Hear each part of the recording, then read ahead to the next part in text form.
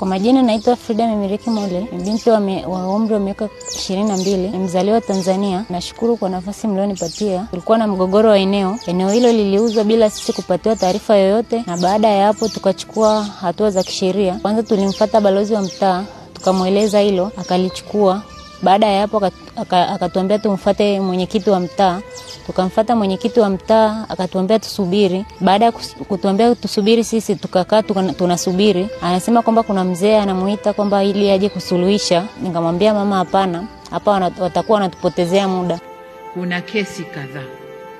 Mtu ana ardhi yake, kajenga kinyumba chake, wanatokea matapeli huko, wanakwenda kushirikiana na wengine ndani ya wizara, wanabadilisha hati, basi inakuwa ugomvi mahakamani, mwenye haki ananyang'anywa.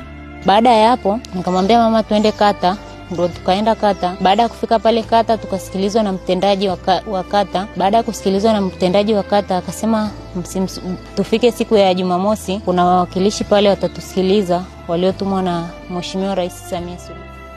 Pamoja na kusajili kila kipande cha ardhi, tutaongeza usalama wa miliki.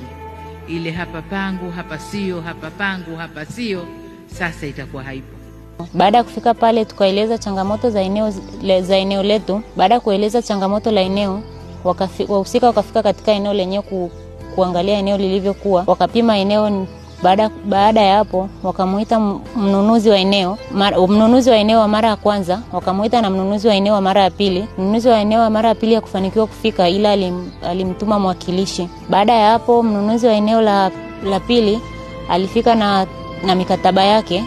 Mikataba yake ilionyesha kwamba ni majina ya dalali ndio imeandikwa sehemu ya muuzaji wa eneo. Baada ya hapo wakamuuliza muuzaji wa kwanza, aliyekuuzia eneo ni nani? Ndio akamwambia kwamba aliyemuuzia eneo majina iliyoandikwa imeandikwa Yona, alikuandika jina la muuzaji halisi.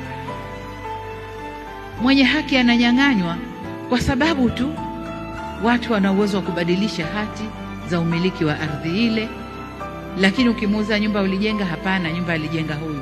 Sasa hii ardhi hati yangu mimi hii hapa. Ulikuwa wapi mpaka huyu kajenga na ana hati? Kajenga alafu unakuja juu yake. Baada ya hapo tukarudi ofisi ya kata. Tuliporudi ofisi ya kata, maamuzi yaliyotolewa pale ofisi ya kata ni kwamba muuzaji wa eneo wa kwanza, ambayo sio muuzaji halisi, kwamba ile eneo alikuwa miliki yake. Kwa hiyo eneo likarudishwa kwa mmiliki halisi. Baada ya hapo muuzaji aliyeuza bila kibali chochote cha familia akaambiwa kwamba arudishe pesa kwa aliyemuuzia. Kweli mimi najisikia vizuri sana, hata leo nimelala. Mbarikiwe sana, shetani anaibisha wale waisi wangu. Asante.